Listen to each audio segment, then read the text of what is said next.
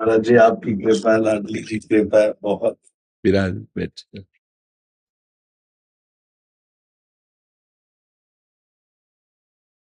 जैसे समुद्र में तरंगे कभी इधर से उठती हैं कभी इधर से उठती हैं, ऐसे जीवन में कभी अनुकूलता और प्रतिकूलता के थपेड़े आते रहते हैं।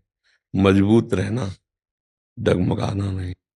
कभी अनुकूलता जनित यश और कभी प्रतिकूलता जनित अवहेलना की भी बात आ सकती है, इसमें मजबूत रहना। संतों का संग करने वाले में एक विशेषता होती है, वो जन साधारण से एक अलग होता है। जब उसकी प्रतिकूलता होती है और उसकी मुस्कुराहट में फर्क नहीं होता, तब लगता है ये आदमी क्या है, तब होता है सत्संगी है। ये संतों का संग किए है। अनुकूलता में हर्षित हो जाना और प्रतिकूलता में शोकित हो जाना, ये तो जनरल स्वभाव है। जनरल से ऊपर उठा हुआ सत्संगी, आप संतों के पास जाते हैं, आप संतों से मिलते हैं, आप एक मजबूत बने कि अनुकूलता के गुलाम ना बने, प्रतिकूलता का प्रभाव ना आने पावे, और सम होकर के इस माया पर विजय प्राप्त कर लें। माया विषम है, भगवान सम है, और जो सम को प्राप्त होता है वो विषमता पर विजय प्राप्त कर लेता है। विषमता स्तुति, निंदा, मान, अपमान, लाभ, हानि, जय, पराजय, यही इसका स्वरूप है। और इसमें जो सम होके निकल जाता है वो भगवान को प्राप्त हो जाता है। कभी दुखी मत होना और कभी हर्षित मत होना। बहुत प्रशंसा हो तो फूलना मत, कोई घटना घट गई तो शोकित मत होना। बस ये देखते रहो, प्रश्न आ रहा है, इसका मुझे उत्तर देना है। हर समय देखते रहो, लोग तुम्हारी वाह वाह, तो प्रश्न आ रहा है, इसका उत्तर देना है। मुझे फूलना नहीं है। अपने इष्ट की तरफ दृष्टि हो जाए, प्यारे ये तेरा दुलार है। और जब प्रतिकूलता रहे तो प्रश्न आया, ठीक से उत्तर दो, प्यारे इसमें जरूर कोई कृपा है जरूर कड़वी ये दवा, पर इसमें विशेष कृपा है ले, मस्त रहो। जो अपनी वाणी से समाज को आह्लाद प्रदान करे, धन्य है वो वाणी। बोलने वाले तो बहुत है, लेकिन किसी भी तरह से समाज हमारा आह्लादित हो जाए, सुखी हो जाए, प्रसन्न हो जाए, थोड़ी देर के लिए उसके दिमाग को शांति मिले, हम लोगों का यही कर्तव्य है।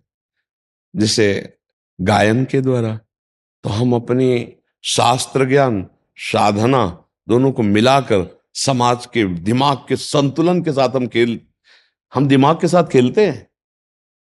हम किसी व्यक्ति के साथ नहीं खेलते, हम दिमाग के साथ खेलते हैं। उसके दिमाग को शासन में लाकर सम में उतारना, संसार से हटा के भगवान में उतारना, दुखों से हटाकर सुख सिंधु में लगाना। तो कहीं ना कहीं थोड़ा सेवा आपको भी मिली समाज की। थोड़ी देर संगीत और अपने गायन की विद्या के द्वारा उसको सब कुछ भुलाकर राष्ट्र की भक्ति में उतार देना, देवताओं की भक्ति में, भगवत भक्ति में या आनंद में उतार देना। ठीक है ना? आप आनंदित रहिएगा और सम रहिएगा और बहादुर बनिएगा। महाराज जी, मैं एक बात आपसे बोलना चाहूंगा कि कई बारी क्वेश्चन मेरे दिमाग में भी आता है, और बहुत लोग हैं जो बोलते भी हैं कि कईयों के क्वेश्चन ऐसे होते हैं कि वो बोलते हैं कि आपको क्या मिलता है, या मेरे को कई लोग, ये कुछ मेरे अपने भी बहुत ऐसे हैं जो बीच बीच में इधर उधर से मुझे सुनने को मिल जाता है कि कहीं संत ना बन जाना। मैं कहता, संत बनना इतना आसान है क्या? और अगर हम उसका नाम ले रहे हैं, वो मेरे को सबसे सुकून वो चीज है। मैं संसार में इधर जाता हूँ, कॉन्सर्ट्स करता हूँ, शोज करता हूँ, वो मेरा काम है। पर अगर मेरे को कोई बोले मेरे को सुकून कहाँ मिलता है, तो मुझे सुकून यहाँ पे लाडली जी के चरणों में मिलता है, बिहारी जी के चरणों में मिलता है। और मैं यहाँ पर आके, मैं नहीं रहता महाराज जी, मैं उनका हूँ, उनके लिए गा रहा हूँ, उन्हीं के लिए गाऊंगा। और मेरे को वो कहते भी कैसे, मैं क्या, मेरे को इतनी बड़ी, मेरे को एक चीज मिली है इस चीज से, इतनी बड़ी कि मुझे आज अगर कोई भी मिलता, मैं महाराज जी आपके सामने ये बात बोल रहा हूं, अब लोगों ने मेरे को हेलो हाय बोलना बंद कर दिया, सब राधे राधे। ये तो भगवान की विशेष कृपा है, ले विशेष कृपा है, तभी उनके नाम से जाने जाते हैं। इससे बड़ी बात। जी जी। और सबसे उत्तम बात है कि आपने एक जो शब्द कहा कि मैं सब कुछ करता हूं लेकिन मेरे विश्राम स्थली, मेरा विश्राम स्थल, सकून का मतलब मेरी विश्राम स्थली हाँ प्रभु के चरणार बिंद है, तो जीवन धन्य हो जाएगा। जीवन की अच्छा, साधुता का मतलब कोई वेश धारण करना ही नहीं है। देखो, वेश धारण और साधुता नहीं है तो कालनेमी भी हो सकता है, वो नहीं हो सकता है। और अगर आप पैजामा कुर्ता में पैंट शर्ट में हो और आप साधुता के लक्षण से युक्त हो तो आप महात्मा हो सकते हो। देखो, महात्मा ही जगत का सुख संविधान करता है। आसुरी प्रवृत्ति सुख नोचती है दूसरे से, और जो दैवी संपदा होती है वो सुख देती है। कहीं ना कहीं आपके ऊपर भगवान की कृपा, दैवी संपदा का लक्षण है आप में, तो आप दूसरों को सुख दीजिए और स्वयं सुख का विधान प्रभु से लीजिए, और वो आपके अंदर है। आप कह रहे हैं ना, खुद कह रहे हैं, मेरे को सुकून मिलता है, अर्थात विश्राम मिलता है भगवान के नाम में, भगवान के चरणों में या प्रियाजू के नाम में। और जब आपको सुकून मिलता है तो आपकी पहचान भी प्रियाजू के संबंध से होनी चाहिए, और वो हो रही, आप कहते हो हलो हाय बंद करके मुझसे राधे राधे कर रहे, ये कितनी बढ़िया बात हो रही है नहीं।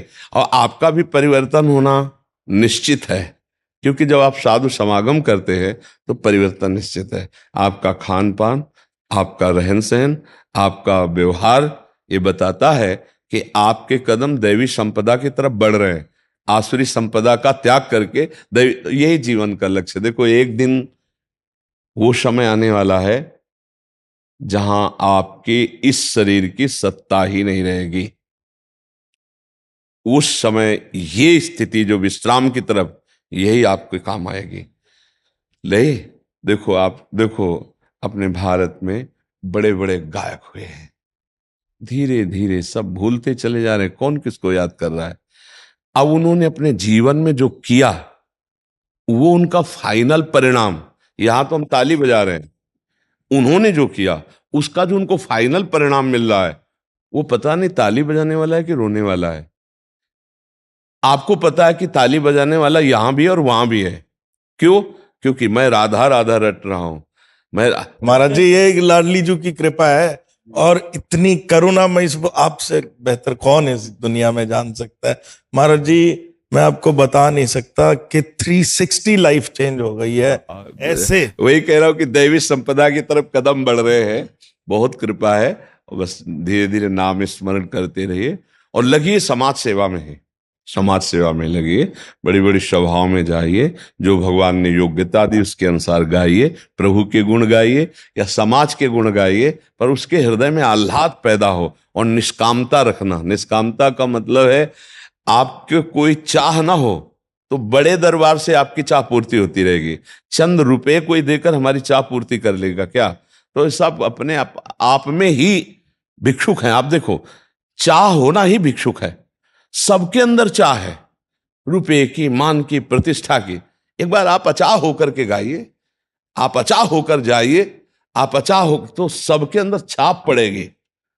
दुनिया भाग रही है और वो आपके पीछे भागेगा। जब आप कहोगे ऐसे ही, वो आपके पीछे भागेगा। यही दैवी संपदा का लक्षण होना चाहिए, और आप में विशेषता होनी चाहिए, क्योंकि आप साधु संग करते हैं। आप कोई संसारी गायक केवल नहीं है, आप एक साधु संग सेवी है, इसलिए आप में विशेषता होनी। आप तो बोलते महाराज जी के, मैं कईयों को बोलता हूं कि संतां दा संग बड़े भागा नाल मिलदा, लेंदे ने कोई कर्मा वाले। कि संतों का जो संग है वो बड़े भाग्यशालियों को मिलता है, और कोई कर्म जिसके अच्छे होंगे उन्हीं को मिलता है, ऐसे नहीं मिल सकता कोई भी जाके मिले।